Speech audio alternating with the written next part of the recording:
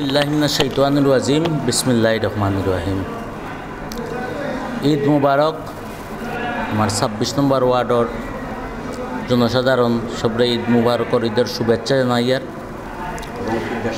এবং তার সাথে সাথে দেশবাসীরও ঈদের শুভেচ্ছা জানাইয়ার। আগামীকাল 1 মাস সিয়াম সাধনার পরে আগামীকালকে নামাজের পর থেকেই আমরা ঈদ উদযাপন করব। সেই জন্য ঈদগাহ মাঠে আল্লাহর রহমতে সবাই একত্রিত হব, আর এর পুরস্কারটুকু আল্লাহ নিজেই ঈদগাহর মাঠে ঘোষণা করবেন।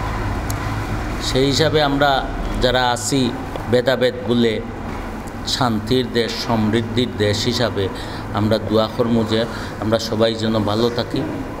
আর তার পাশাপাশি আমাদের দেশের যেই সার্বিক পরিস্থিতি এটার জন্য উন্নতি হয়। এই ফ্যাসিস্ট বিদায়নের পর যেই সরকার আসছে ওরা যেন একটা স্থিতিশীল অবস্থার মধ্যে নিয়ে দেশে একটা অবাধ ও সুষ্ঠু নির্বাচন পরিচালনা করে, তার জন্য আপনাদের সবার সহযোগিতা প্রয়োজন। আমি আশা করব এই আমাদের ওয়ার্ডবাসী সেই দিকে লক্ষ্য নজর রাখবেন, যেই আবার যেন কোনো ফ্যাসিস্ট রেজিম যেন মাথাচড়া না দিয়ে ওঠে।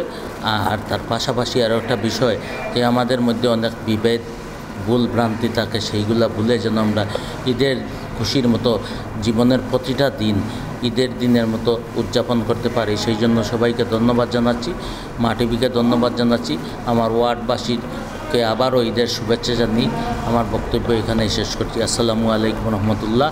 ঈদ মুবারক।